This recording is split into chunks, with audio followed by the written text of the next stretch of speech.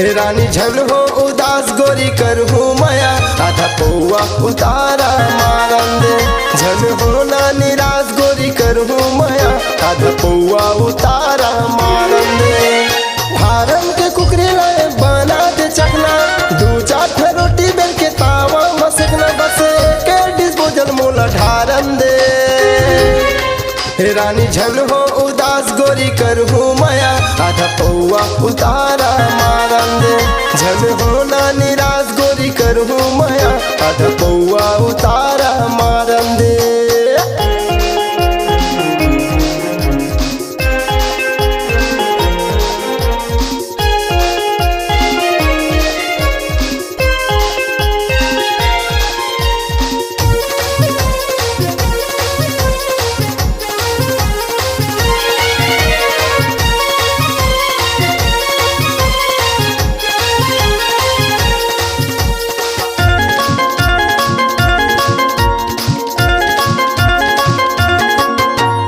घर ले निकले रे होके तैयार रानी जाहू मनपुर के बाजार।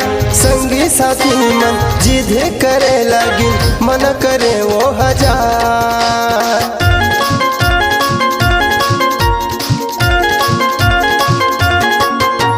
घर ले निकले रे होके तैयार रानी जाहू बार्दी के बाजार। संगी साथी मन जिदे करे लगी मन करे वो हजार। उतारा ले बंदे मोला हो जाना राजी, दोबारा गलती नहीं हो कर देना माफी, हो जाही बने दुख ढारन दे। रानी झन हो उदास गोरी करहूँ माया आधा पौआ उतारा मारन दे। रानी झन हो उदास गोरी करहूँ माया आधा पौआ उतारा मारन दे।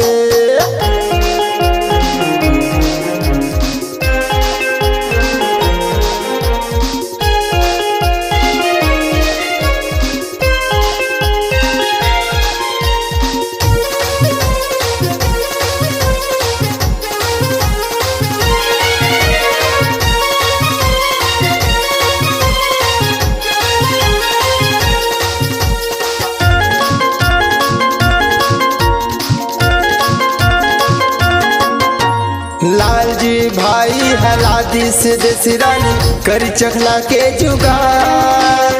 नानू ममायो अजय भाई वो देश रे ढार ढार।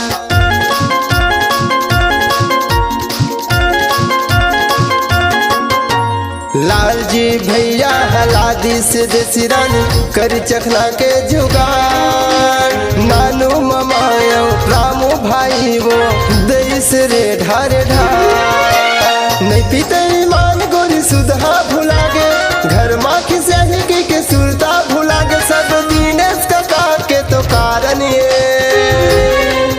रानी झन हो उदास गोरी करहूँ माया आधा पौआ उतारा मारन दे। रानी झन हो उदास गोरी करहूँ माया आधा पौआ उतारा मारन दे। फारम के कुकरी लाए बना दे चकना, दू चार रोटी बेल के तावा मसकना, बस के डिस्पोजल मोला ढारन दे। रानी झन हो उदास गोरी करहूँ माया आधा पौआ उतारा मारन दे। झन हो ना निराश गोरी करहूँ माया आधा पौआ उतारा मारन दे। गोरी झन हो उदास रानी करहूँ माया आधा पौआ उतारा मारन दे। रानी झन हो उदास गोरी करहूँ माया आधा पौआ उतारा मारन दे। आधा पौआ उतारा मारन दे। आधा पौआ उतारा